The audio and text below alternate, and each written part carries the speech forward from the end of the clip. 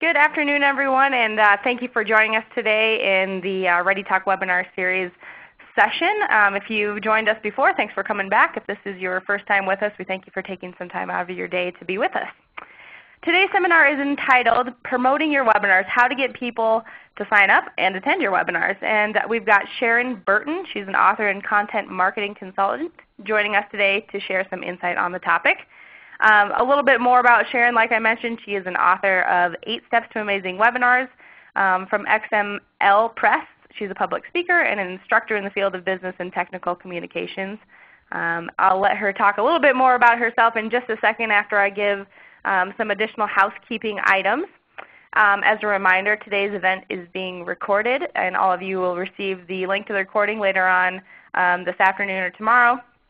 Also, if you have any questions during today's presentation, please feel free to chat those in to the chat feature located in the lower left-hand portion of your screen. We'll catch them as they come in, and we'll certainly save some time also at the end to queue those up for Sharon. And everybody will be in a listen-only mode again, but just make sure to chat your questions in on the lower left-hand portion of your screen. Also, if you're on Twitter, please feel free to carry on the conversation there with the hashtag RTWebinar, and here are all the speaker handles as well. My name is Simone. I'm moderating today's call. And on that note, I'm going to hand it over to Sharon to kick off the presentation. Thank you, Simone. Well, welcome everybody. Let me see if I can get this all to do what I think it's going to do. Yes. All right. So just a fast overview so you get a sense of who I am. I know some of the names here, but there's a lot that I don't. My name is Sharon Burton.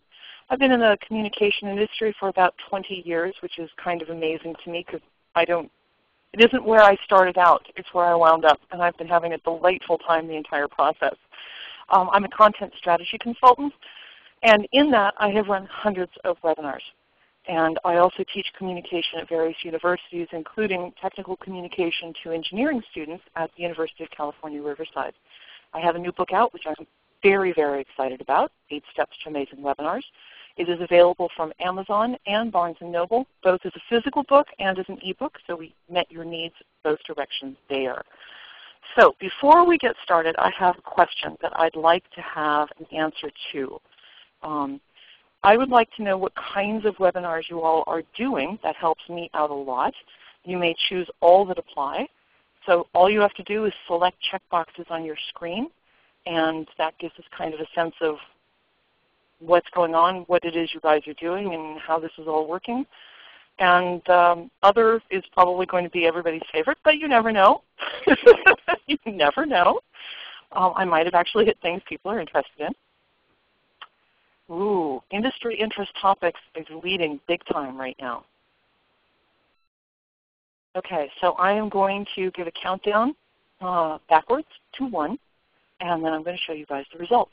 So 5, 4, 3, quickly get your answer in if you haven't selected something, quickly, 2, 1. Okay, so let's take a look at the results. Very interesting. 40% of you are doing product demos, which is fantastic. And remember, these numbers aren't going to add up to 100 because you could select more than one.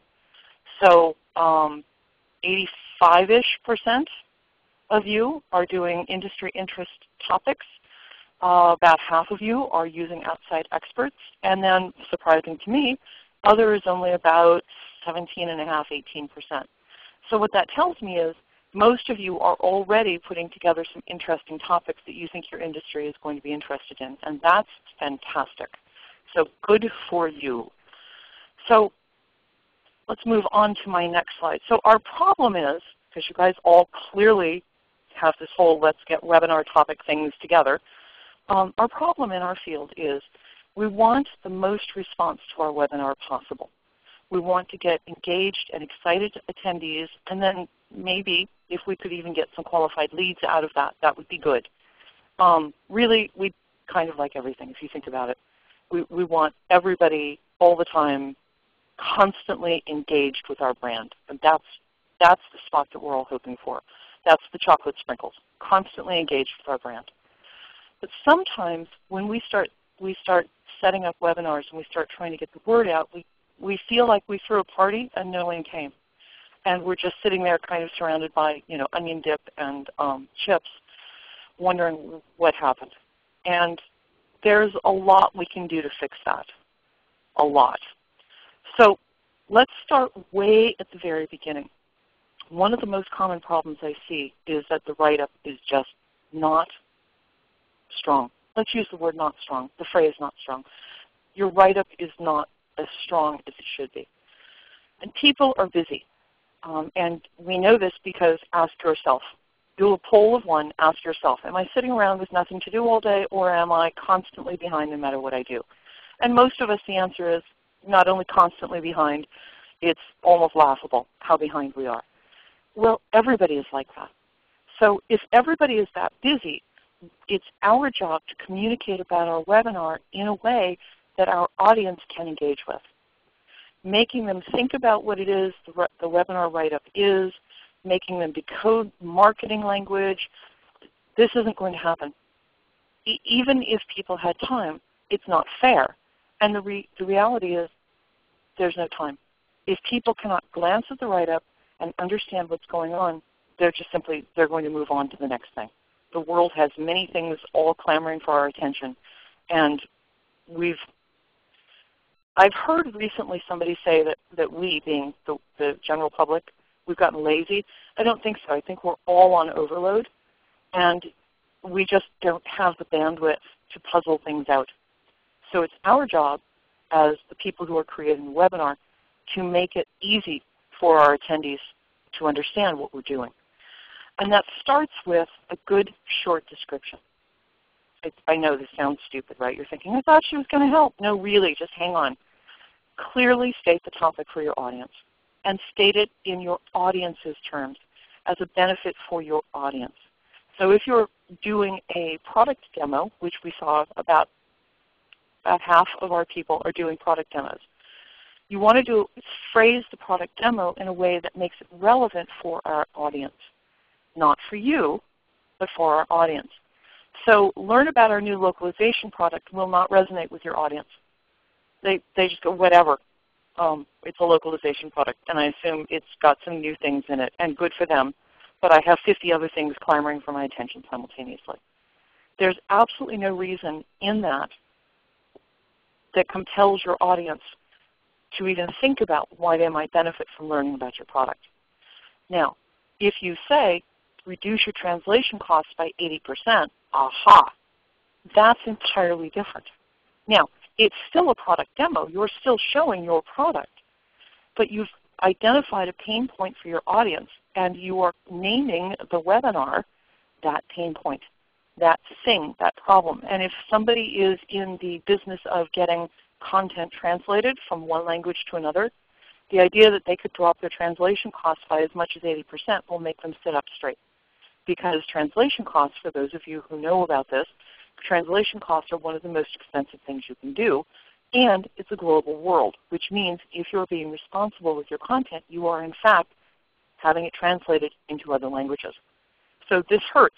You're looking at your localization budget every month and going, oh my God, this is horrible. What can we do? So instead of learn about our new localization product, which nobody cares about, you've identified something that hurts for your audience and are phrasing it that way. Something else to think about. The reason that reducing your localization cost by 80% is interesting to our audience is numbers are always interesting. Always interesting. So an example, the 80% reduction in localization costs is huge. That's because the people who are involved in localization are being held accountable for the cost. So the idea that you've got a way to reduce that cost is inherently interesting to them. It's something they're held accountable for in the day-to-dayness of their job. So companies like to know that if you're going to do a product demo, which in my experience a lot of people are very open to seeing, they want to know about it as this is going to reduce your content development time by 30%, or drop your localization time by 80%, or increase productivity by 20%. Try and assign a number. Now, that doesn't mean you should just make up a number. Don't just, well, I think my audience would be fantastically interested in a 95% reduction. No, don't make up a number. Because when you're doing your webinar, you're going to have to defend that number. And you need to have some legitimacy in your conversation with your audience. And that legitimacy is going to come through actually telling the truth, which I realize for marketing is kind of scary. The idea that we should be telling the truth is kind of scary. But it's true. If we're going to say that you're going to get an 80%, you could get an 80% reduction in localization, we need to show that. You really need to show that. Okay, the total number of words in your webinar write-up, I strongly recommend that you resist the urge to say everything you've ever thought of on the topic. It's the number of times I've seen a webinar write-up where it looked as though we had a lot of words, and if we didn't use them all, the word police were going to come and take those words away from us, so we had to use them all in this. After all, it was nearly the end of the month, and they were going to inventory the words left over, and we want to have the same word budget next month. Don't do that. 150 words tops. If you can't say what's inherently interesting to your audience about this webinar in 150 words, I'm not so sure you understand what you're doing. I'm not picking on you. This is a muscle that we all have to learn to use. I'm just saying if you can't do essentially the elevator speech for your webinar, sit down and think it through. Think about using bullet points. Bullet points are highly scannable. And by scannable, I mean somebody can glance at your write-up. They see the bullet points. Our eyes are naturally pulled to bullet points. They're going to see them, and they're going to make a decision. Does this look interesting? Does it not? Do those bullet points look like something I'm interested in learning about, or don't they? So 150 words tops. Bullet points, think of scannable.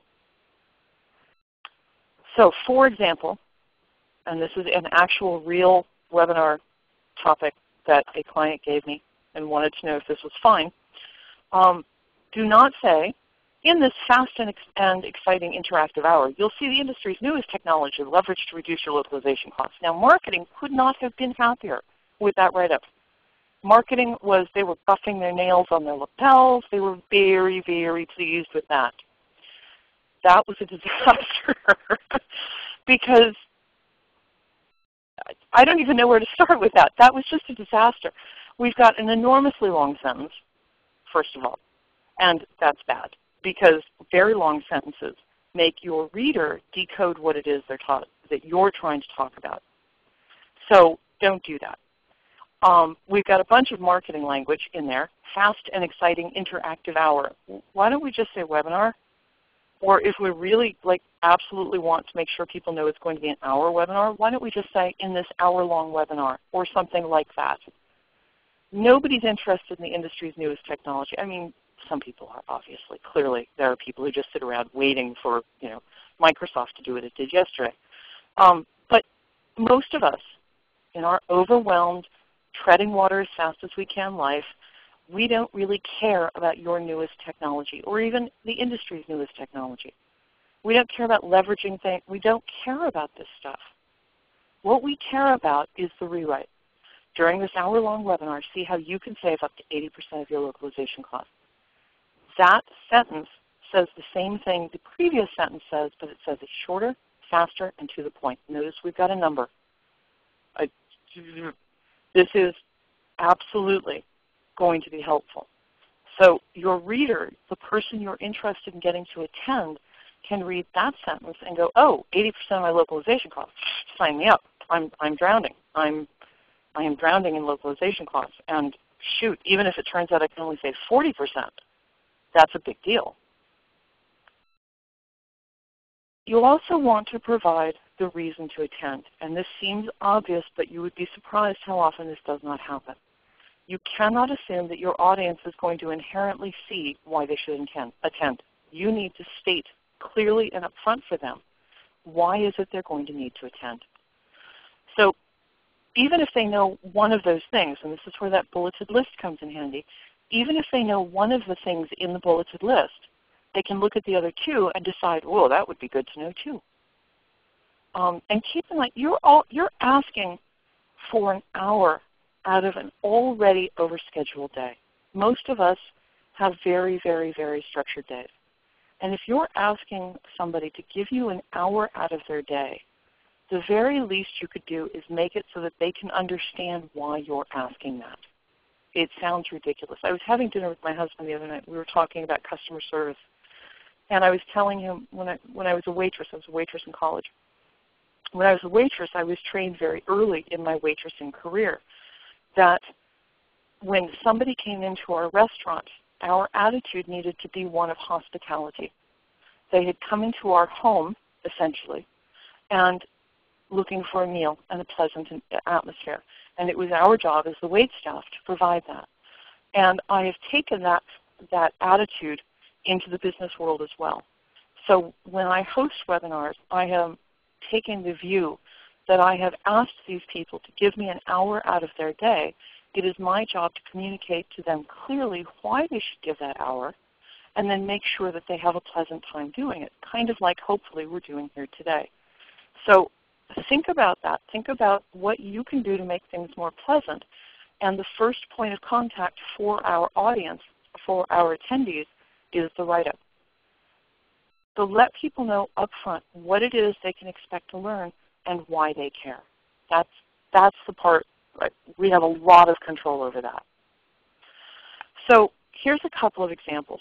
How to improve your localization workflow overall.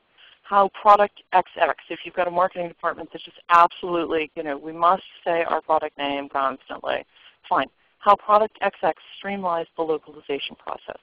What standardized content is and the cost benefits. These are examples. Notice these are all phrased as a benefit to our audience. And by the way, just so that you have a little bit of, I like to tell stories. For those of you who are with us who know me, I like to tell stories because I think they illustrate things. This is all very easy to do when you're in charge of the write-up. However, I have found, even though in theory, when we're in charge of the write-up, if the person doing the presentation is a C-level executive for our company, I have noticed that this can get kind of wackadoodle because the C-level executives for our companies tend to not want to talk about things as a benefit for our customers, for our users, for our audience. They tend to think, and there are certainly exceptions, but they tend to think that the sound of their voice is so inherently interesting that you could have a webinar that says, listen to our CEO read the phone book, and millions of people will sign up for that. And this is a difficult one because CEOs, rightfully so, tend to expect when they speak, people will listen. But you've got to give, for a webinar, this is completely optional. This is not like an annual report meeting or the company meeting, that you're broadcasting all over the company, all over the world. This is, those things are obligatory, and we all have to sit there with a smile on our face and pretend we're excited. This is asking people to attend, to listen to the CEO, and this is different for them. And you're going to probably have to do some negotiation here to get your CEO to let you have a write-up that talks about benefits to the people that you're hoping to attend. And this can get a little tricky. I am not the person to give you advice on politics, but I'm just letting you know that this can get kind of tricky. Kind of tricky, just saying. Make it easy to see why our audience wants to come to our webinar. People are really busy. I know I keep saying this, but really, I cannot emphasize this enough. We need to use simple language so that they don't have to decode what it is that we're trying to say. If we do a poor webinar write-up that is wordy, that does not show a benefit to our user, doesn't identify a pain point or something that they care about, if we put in every little thing that we've ever thought of about this webinar and we make it product specific, our sign-ups are going to be poor. And nothing else I have to tell you is going to help you. That's why I started here. Because if you've pushed the burden of understanding why it is somebody should attend this webinar onto the people who you want to attend to the webinar, they're just going to move on to the next thing. And you know this because we all do this. So there's nothing rocket science about this. Okay, once you've got the webinar thing all written up and you start pushing it out through various means. I'm going to talk about in a moment. I want to let you know, make it easy to sign up.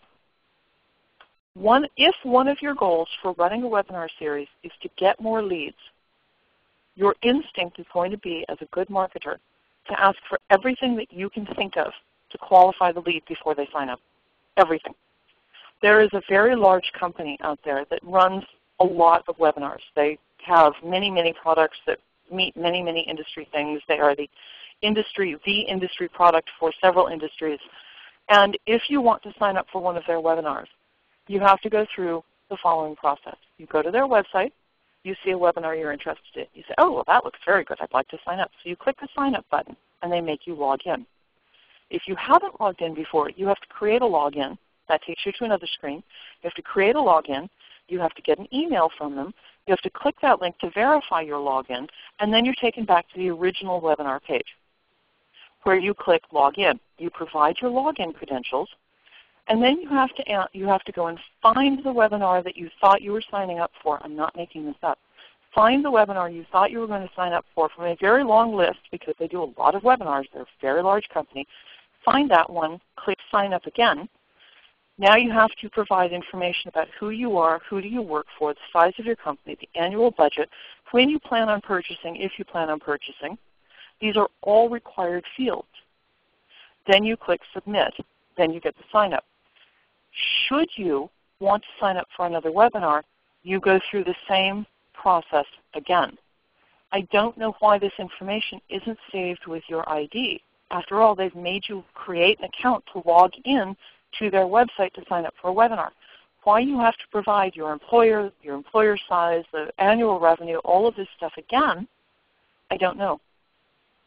I understand that we want, as marketers, we want to have this information from our users. I understand that we would like to have this kind of, but they've got it. Why not just show me the screen and ask me if anything's changed? If you absolutely have to do that. I cannot emphasize this enough. Don't do this to people. You've put up a whole bunch of barriers preventing people. It's almost as though you're challenging them. Go ahead, sign up, I dare you. We've set up as many barriers as we possibly can, and only people who manage to run the entire course are going to be able to attend the webinar. That's how we know they're special. Well, no. You know, yes, it pushes the burden of following up on this information back on the people in your company. But again, let's go back to the hospitality when you are working in a restaurant, for example. You want to make it as easy as possible for people to sign up so they have a pleasant sign-up experience. This is their first interaction with you. You want an easy sign-up experience. Ask for their name, their email address, and a phone number. Ask them for that. That's easy. Most people, oh yeah, okay, fine, tap, okay, good. Don't make them go through this nightmarishly long and arduous process of signing up because you want to make sure that you've got every piece of information that you might ever want to have. You know, don't make signing up as hard as it is to, negotiate a home loan. It should be really easy. It should just be really easy. Don't do it. People will not sign up for your webinar. And then again, you will be shocked because it seemed like such a good topic. We polled people and they said they really wanted this topic. Why aren't they signing up? Well, because you made it nearly impossible to sign up and people got tired and went and took a nap instead of signing up for you because it was just that hard. I had a question up, by the way, and I saw it, and I want to get back to it. 150 words. The question was, does that include the speaker and the bio? And my answer is no. Most people aren't going to look at the speaker and the bio, which is a heartbreak for those of us who are speakers. We'd like to think people look at our speaker information and our bio. Not so much. They glance at it, they go, oh, well, that seems like a person who knows something, fine, whatever. That doesn't include that. But that doesn't mean you should have 150 words for your webinar write-up and then 600 words for the bio. So try and keep that to about 150 words too. 300 words is a lot more content than you think it is. And if the speaker, if you're doing a guest speaker, and a lot of you do guest speakers, it's one of the reasons I asked. If you do a lot of guest speakers, they're going to give you a long bio. You can edit that bio. That bears repeating. you can edit that bio. I typically, when I'm a guest speaker, provide a very long bio. It's probably 500 words. And I always tell the people I'm doing the webinar for, feel free to edit. And I expect them to. They know what they think their audience is going to be interested in about me. I don't necessarily. So I push that burden onto them, which may not be fair, but I do. And I'm surprised if somebody runs my bio full, because the write-up that I created is about 150 words, but I've got a 500-word write-up about me. I'm not that interesting. The topic is the interesting thing. So hopefully that answers your question. I would, and I have another question up. This is great. I don't mind answering questions in real time at all. What would I recommend to ask for when they sign up, when people are signing up to register? I would ask for their name, their email address, maybe their company name, and a phone number. Because we absolutely, one of the reasons we're doing webinars is we want to get those leads. We want to be able to follow up with them later, have somebody call and say, hey, how did you like the webinar? You know, was the topic interesting? Whatever it is. So we need the minimum amount we need to be able to contact them. So email, phone number, their name. I would go with that. If you create something where your users, your attendees need to log in, let's say you offer them an option to log in and have an account, you might want to ask for more, but I would make a lot of that optional. You know, yes, we would very much like to have this information, but let's leave some of it optional. And you would be surprised how many people will go ahead and give you all of that information. So you can ask for a ton, but if you just make the bare bones optional, those who are very busy can just provide the bare bones, and maybe later, you know, the next time they sign up, maybe you can present them with that screen and say something like, would you like to complete the rest of this? People, there are a certain number of us, and I'm one of them, who feel a sense of satisfaction having filled out all the information on an online form, required or not. It gives us a feeling that we have accomplished something. We have taken care of a task. We've gotten that done now. Check that off our list. That's done. So you're going to get a lot more information than you would expect. But don't make it required, because that's just irritating. If I'm between meetings and doing a bunch of stuff and get a write-up for a webinar I want to attend, I want to be able to just go provide the minimum information and get back to what I'm doing. That's all I want. Hopefully that answered that question. Okay, so here's where you thought we were going to start, but it turns out it's not where we started, but we're here now. So getting the word out. This entire little section is all about getting the word out, because we can have the world's best write-up, and if we don't get the word out, we're the only ones who are attending. And we may be the fun kids on the block. I mean, we may have the best time ever when we're the ones attending, but I think we all can agree that we'd like to have more than just us, because otherwise we could have just, you know, ordered a pizza and sat around the conference table and talked about the same topic. So we need to get the word out. There are a number of ways to get the word out. I'm going to cover these 6 and hopefully give you some tips that you didn't have. I've got one sneaky tip that you may not have even known about that I'm going to share with you. So let's start with your website. It sounds silly. I shouldn't have to say it, but it's true. If you are running a webinar series, make sure that your home page has a clear link to your webinars page. Running these webinars is an important reason for people to pay attention to what you're doing. And if one of the reasons you're running webinars is to increase your brand awareness, the webinars are going to be increasing the brand awareness. It's one of the ways that you're doing that, combined with other things, but it's one of the ways you're doing it. So let's put that on your home page so people can go, gosh, I wonder what they're up to this week. Go to your home page and then click a link that's right there. Instead of having to figure out how it was, well, did you organize it under About Us? No. Okay, About Community? No. Right there on the home page. Just put it right there. When they get to the webinar page where your webinars are listed, and you should have a page where your webinars are listed, make sure that you include links to recordings of past webinars, because you are, of course, recording your webinars and making them available later. And then as you're putting together that page of webinar listings, think about, plan ahead for when you have 30-plus recordings. Think about how those are going to get organized. Think about, do we want to organize, have like maybe a sub-page where we list all of our product-specific webinars, and maybe have another page where we list all of our industry interest webinars, and another one where we have who knows what. Because what can happen, and I see this happening constantly, is I want to go and, oh, I'm interested in the webinar you're offering next week. That sounds really good. So I go and sign up for that. And then I think, I wonder what else they've been doing. They've got one that I'm interested in. What else have they done? I might like to look at those recordings. And the recordings are listed by date in one great big long page. And I look at that and go, I am willing to look at the top 5 because that's what appears on my screen, maybe my top 10 if I've got it up on my big screen. I don't have time to scroll through and find something I might be interested in. So your job as a webinar organizer is to also think about the most reasonable way to organize the recordings for your audience. Not for you, but for your audience. And date may not be the best way to do it. It just may not. On the page of webinars that you've got going on, always have 4 weeks of upcoming webinars. Now, you may not have one webinar a week.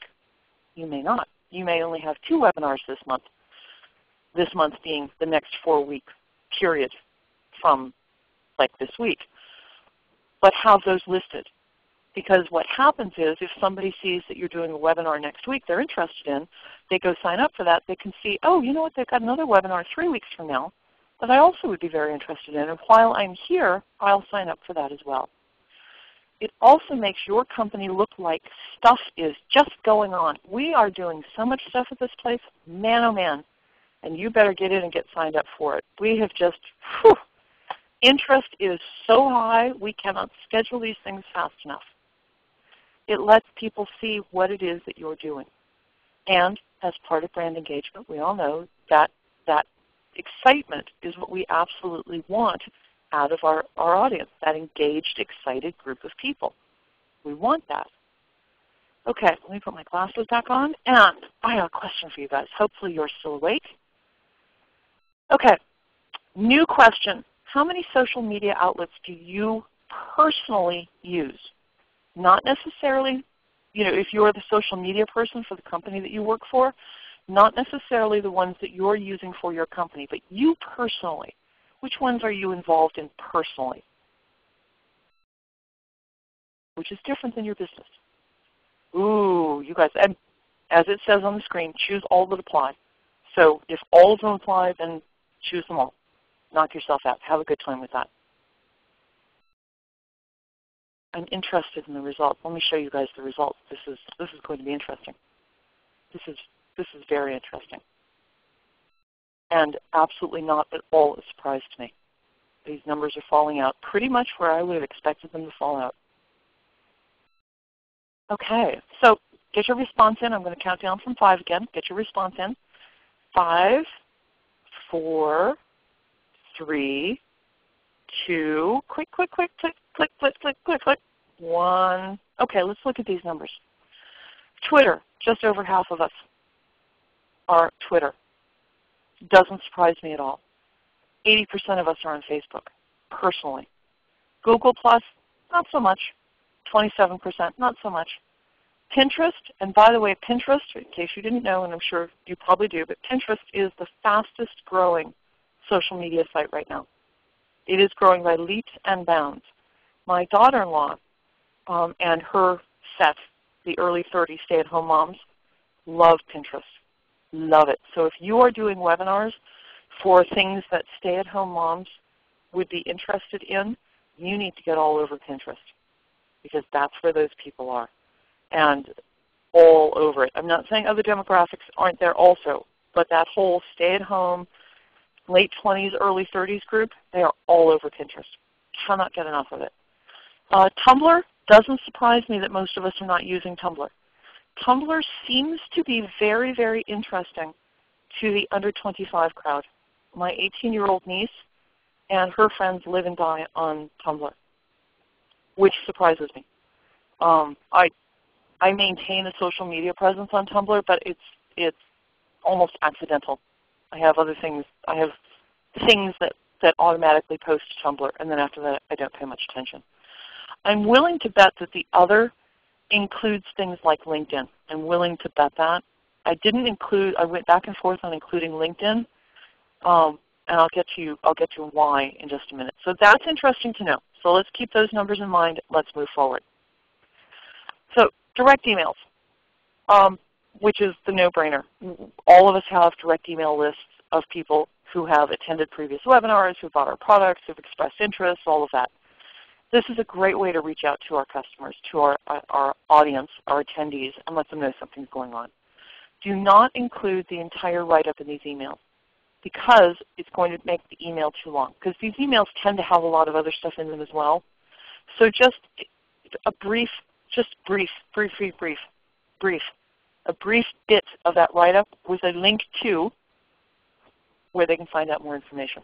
Now, I know it sounds dumb, but put the name of the webinar and the date and the time. I know it sounds dumb to have to say that, but really, name of the webinar, date and time. Put at least that. Include at least the first sentence from the write-up. And ask around your company. Find out, do you support emails? Does support send out emails? Does sales send out emails? Are other groups in your company sending out emails on a regular basis? And if so, ask if you can get a little bit of that for your webinars. I have found that can get a really good response from people. They may not be interested in other things in the support newsletter, but they're interested in the webinars. It's a great way to kind of get the word out. So obviously, of course, we're going to do direct emails. Double click. Social media. And I apologize for the font being kind of small. I was fighting PowerPoint on this one. Okay, here's how social media goes. Facebook is fantastic if you're doing business to consumer. So if you're doing B2C, if you're doing makeup or, I don't know, business to consumer kinds of products, Facebook is the bomb. There is a lot of activity, a lot of interest, a lot of conversation going on Facebook. So you absolutely want to post stuff to Facebook if you're in the business to consumer business. If you're in the business to business business, could I put business in there one more time? I think I could have. If you're in the B2B, not so good. Most people, and notice, remember our big number for Facebook, most people view Facebook as their personal life.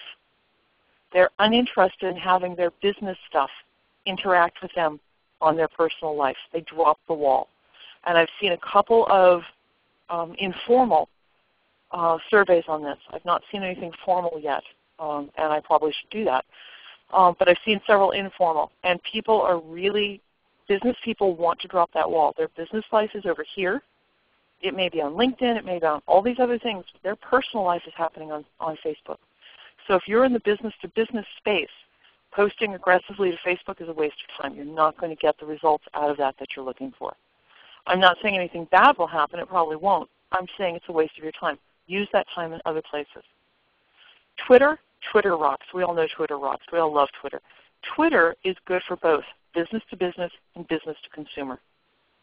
People do not seem to have that wall dropped around their personal life on Twitter.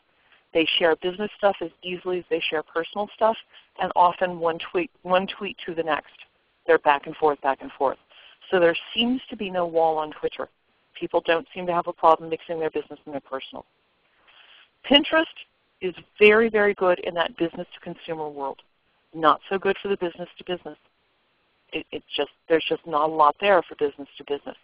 But if you're in the business to consumer world, there's a ton. As I mentioned before, my daughter-in-law, that mid-20s to mid-30s age range, especially stay-at-home moms, are living and dying on Pinterest. They're getting good recipes for dinner. They're getting good craft ideas. They're playing what-if decorating ideas. They're doing all of this stuff. What are the cool shoes that are coming out? They're doing all of that on Pinterest. So if that's your space, that's a fantastic place. If you're doing business to business, that's just not what Pinterest is about. You're just not going to get much attention on Pinterest in that space. Google Plus, it just doesn't seem to be hitting. It just doesn't. A lot of us in the social media world are watching Google Plus because we have to, but it just doesn't seem to be getting the bang for the buck. And what does seem to be happening on Google seems to be in that personal life world. People don't seem to be doing a lot of business stuff. So it's taking the model from Facebook, and it's kind of that model. And then YouTube is a really interesting world. YouTube is just amazing. It's fantastic for business to consumer, just fantastic.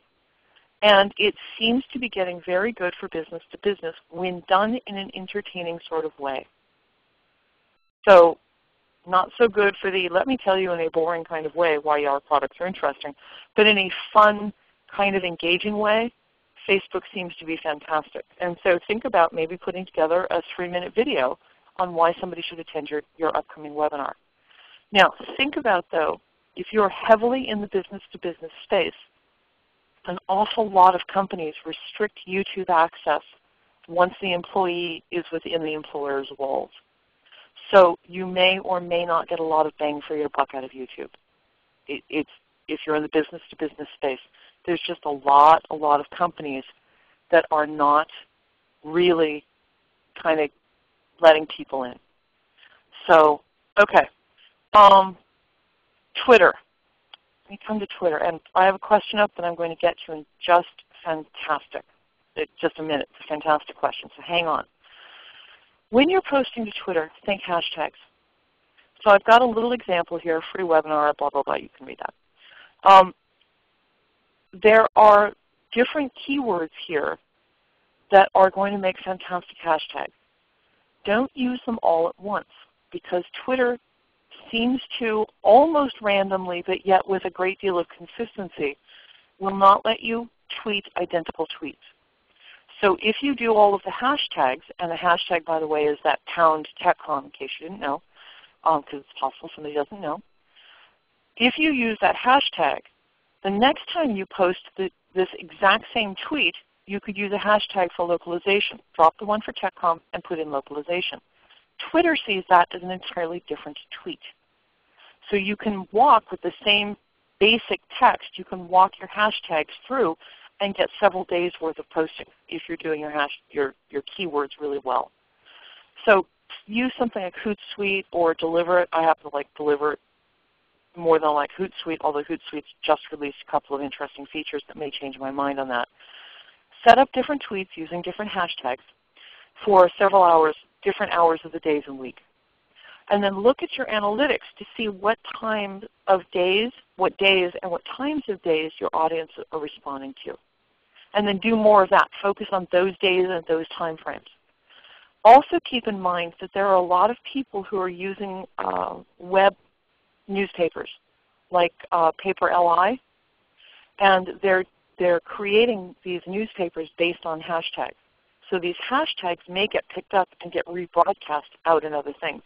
For example, the TechCom hashtag, I own a newspaper, Paper.li, that actually uses TechCom as one of its keywords, and it goes out and it finds that on Twitter and various places and then republishes it. So that's a good example. Hang on for one of those questions. I also have a question up right now about the YouTube restriction. This is not all about how to use YouTube and social media. So the question is, does the YouTube restriction include YouTube embeds on our website? Depends on the company. Some companies absolutely will prevent anything that's got a YouTube link anywhere from appearing. Other companies won't let you get to actually YouTube, but they'll let you look at a video, a YouTube embed on another company's website, and then some companies don't restrict at all. So it just depends, and it's random, and there's no way of knowing for sure. Okay, Pinterest I've talked a little bit about, the demographics for that. Pinterest is strongly visual. So if you're going to do the business to consumer, if that's your space, make sure you've got some really strong visuals, because that seems to be what gets shared the most. Again, I've seen no research on this yet. I'm just going on what my daughter-in-law's cohorts are telling me. But it seems to be people scan it for stuff visually and then get interested in that. So if you're in the business to consumer space, get really good graphics that are eye-catching, and that will catch the attention. I really wouldn't bother with business to business. I just wouldn't. Okay, I've got a question up about LinkedIn. This is where I've got it, because I think of it as a different animal. If you're in the business to business space, LinkedIn is ideal. There are a ton of professional groups talking about topics that are related to what you do. Go and find those groups. It's easy to search for groups on LinkedIn. Go and find those groups. Post your webinar write-up to those groups. Now, watch the rules for these groups. Some of these groups are really, really touchy about what gets posted by vendors. They can get very, very edgy about that. And even though you carefully read the rules and think you're following them, you can have the person who owns the group actually send you a snarky email telling you that you violated something. Apologize, fall on your sword, apologize, I'm so sorry, I didn't realize, I thought I had read it carefully, clearly I didn't, I'm an idiot. How can I get this information out to people in this group, because I think they'll really benefit from it. But absolutely fall on your sword. Don't get snarky. It's their group. They're letting you in because they're nice. You know, be nice. And something else to think about, don't just post to these LinkedIn groups and then never come back. For reasons I will never understand, people seem utterly incapable of calculating time zones. I don't know why. On the Pacific, I'm in the Pacific time zone. On the Pacific, we seem to cope quite well with time zones overall. But there's something about time zones that hit people in the Midwest, on the East Coast. I think they think time zones are just a way for those of us in the Pacific to sleep in the morning. And they seem to be utterly incapable of calculating them. So despite the fact that you post, this will start at 11 a.m. Pacific, 2 p.m. Eastern, you will still get questions posted to the group, what time does this start in the Midwest? And you want to be right there, Johnny on the spot, right there with, oh, of course, it's hard to know what time things start in the Midwest because, you know, time zones are new and all, and there's no way to find it that's out on the web or anything, but let me tell you, don't be snarky. Yeah. And then people are going to have questions. They're going to want to know, is topic X going to be covered? Is topic Y going to be covered? And they're going to want to know. So be there to answer. Now, there are other user groups that might be interesting depending on your industry. Yahoo, Google, other things. Very similar to LinkedIn. Follow the rules. Don't just post and come back, etc.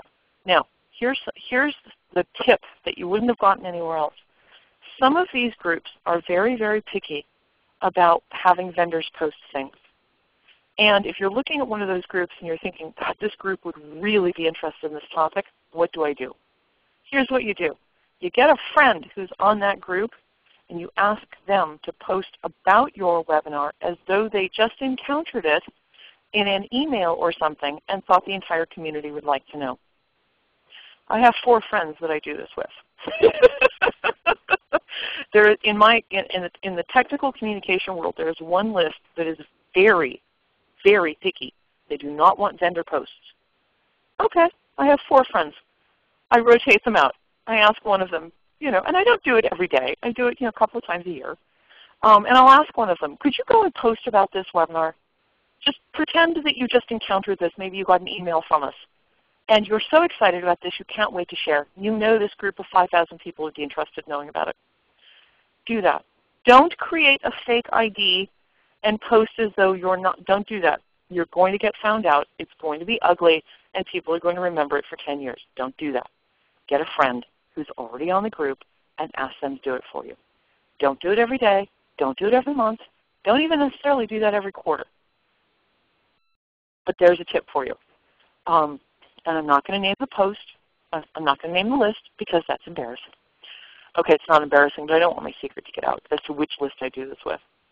And then obviously there's advertisements. If you're still doing printed advertisements, ask for a small mention in the printed advertisement with a link to the webinar page, not to a specific webinar because, you know, magazines get looked at 3 months later, long after your specific webinar is over, but with a link to the webinar page.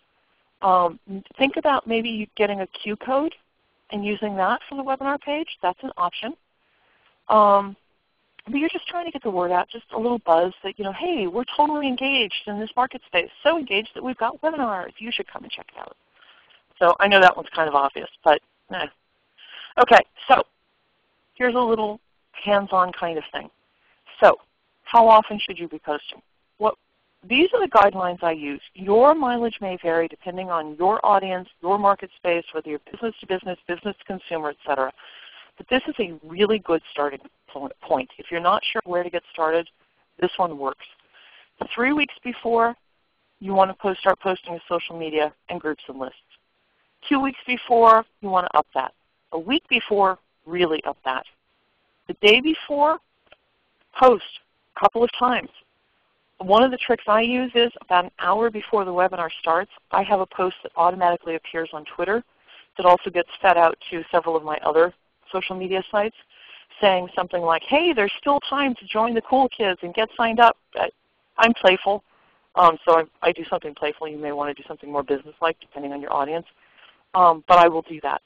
I will post about an hour before with the link. The day after the webinar, include a posting to the webinar link, to the recording link.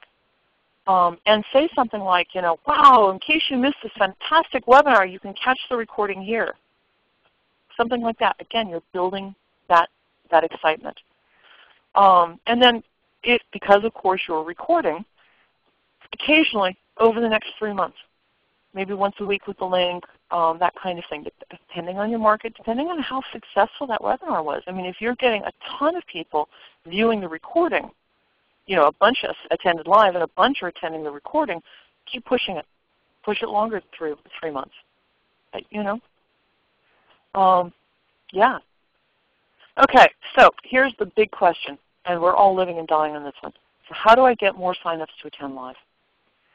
Here's the ugly truth. You're going to get about 50% of your total signups attending live. This is not because you have failed. This is not because you did a bad job. It's a global world. And if you're pushing your webinars properly, if you're getting the word out properly, and your topics are really good, you're going to get people from all over the world interested in attending your webinar. Except most of us don't have anything that's so interesting to say that we're willing to get up at 2 a.m. to go listen to it. So, there are people in Australia that are typically very interested in a webinar, any webinars that I do, but they're not going to get up at 2 a.m. And I tell them, no, I have nothing that important. Trust me. Trust me. You can view the recording and get it all out whenever you're ready. You can see it all. Sleep. You get cranky on Twitter, and no one likes it when you do that. So don't panic. Set that expectation with your management that about 50% of your signups are going to attend live. And the other 50% are counting on the recording to find out about that topic. They've got a meeting that conflicts, but they're passionately interested in the topic. They've signed up for it. They signed up knowing they couldn't attend live. They're counting on the recording. So don't panic about that. You've got an engaged audience. If you've got 350 signups for your webinar and 50% of them sign up, this is not a failure. This is a success. Way to go, you. You did a good job. If you are getting a ton of signups specifically from one time zone, consider doing a webinar for them especially, even if that means you're doing a webinar at 5 a.m. or 10 p.m. Occasionally I will have a topic that is resonating in India, which is 12.5 hours off from where I live. And I am not a nighttime kind of girl. So what that means is maybe once a year I will schedule a webinar specifically convenient to India. And that means I'm up at 3 a.m. getting enough coffee so that 4 a.m. I can start my webinar. And that's 4 p.m., 4:30 p.m. their time. And they really appreciate that special effort that I'm making. They know that the time zone is 12.5 hours off. They, unlike the Midwest, are able to calculate time zones. And they know that that's a 12.5 hour difference. And they really appreciate the effort I'm making. And I get an incredibly engaged audience and tons of thanks. And I'm happy to do it. I really am. Okay, so that's hopefully you've gotten some tips. There are a bunch more. This was Chapter 5 in 8 Steps to Amazing Webinars. The book was written so that you could get on a plane in Atlanta, and by the time you hit Chicago or LA, you were done, and you've gotten a lot of information out, hopefully. It's selling well. People are really apparently liking it. As you know, as I said at the beginning, it's available as a printed book or as an ebook. XML Press has published it. I'm super excited about that. Don't go away because thoughts and questions. So I just want to let you know, we have in fact recorded this webinar. which you know if you're listening to the recording for those of you who are time shifting. If you are interested in the slides, this is a brand new webinar for me, so I'm not making the slides publicly available. I'm not putting them up on SlideShare or something like that, but I'm more than happy to send them to you individually. That's my email address. That's my home office phone number. I work from home. That's my website. Feel free to send me an email. I'd be more than happy to send you those slides. I know that that table is probably going to be helpful to you. By the way, I pulled that table directly out of my book. It's also available to you in the book. So you could get that in the book as well, which of course I would like a lot. So questions, thoughts, concerns, anything like that. So I've got a question up that says, is there a time length you would recommend to cut off so that the webinar isn't too long? I would never do a webinar. Well, I wouldn't say never. It is rare that I would do a webinar for more than an hour. That said, I often know that I've got a webinar that's going to be very interesting to people, that the information I provide in that webinar is going to take an hour. And then I will stop the recording at that hour, and I will take questions after that. I will stay longer. So again, that hospitality thing. I want people to leave feeling like they got something that's useful to them. That's my goal in everything I do. I want to be a difference. I want to make a difference. And to do that, I need to make sure people are getting stuff that's interesting to them. I want to mention the book title again. I've been asked. It's 8 Steps to Amazing Webinars. Let me bounce back over to that slide. 8 Steps to Amazing Webinars. That's what it looks like. All right, got a question up. Any advice on combating webinar fatigue? I am assuming that you mean webinar fatigue for those in your company who are setting up the webinars. But you could also mean for your audience webinar fatigue, and I'm going to address both. If within your company you're totally getting burned out on running webinars, you need to suck that right up. Okay, that's not really suck. I don't mean that exactly, but I do in a way. Because if you're providing good webinars and your audience is engaged, you have a champagne problem. And you need to just put your head down on your desk and breathe for a few minutes and be glad that you've got an engaged audience and you're doing all the right stuff. So if you mean your audience seems to be getting webinar fatigue, it's time to change up your topics. That is an entirely different webinar, and that information is covered in my book, how to change up topics, how to find topics that are different, unique, interesting, original, how often to schedule them. All of that is in fact massively covered. I think that's chapter 3. So yeah. I also have a question that says, I send email out to chapters of a professional organization who then send it to their membership. So you're reaching about 6,000 a month. The highest attendance is 49. Yeah, I would look at the write-ups. I would look at your webinar topics. They're not resonating. You're just not resonating with your audience. And it may be that the topic is really interesting, but the write-up isn't written well. So take a look at how you're writing it up. Think about what I've talked about. Think about, can I make those changes that she's talking about and maybe make this inherently more interesting? That might be it. What suggestions do I have for multiple marketing webinars in 1 week? How can I send out 1 email for 3 webinars so our customers don't get 3 emails and 3, oh my gosh. Yeah, that's an entire webinar all by itself. I would send out no more than 1 email a week. I just wouldn't. I'd put all 3 of them in there. And you may be doing too many marketing webinars. Or maybe you need to be thinking about the personas for each webinar. It may be that each one of these webinars is a perfectly appropriate webinar to do, but they're for completely different audiences, and you should be segmenting your email list out differently. Or your tweets need to have different hashtags or something. But you need to start focusing your efforts based around your personas. You have personas, right? Based around personas so that you're not just noise now to the people who actually would be interested in these webinars. All right, I asked for an hour of your time today, and that's what I have taken. I am hoping, let me put my contact information up again. I'm hoping that you've gotten something, at least one thing that was useful to you. I want to thank you for giving me that hour out of your day. I know that your day is at least as busy as mine. And I hope that you got something important, something that's of value to you.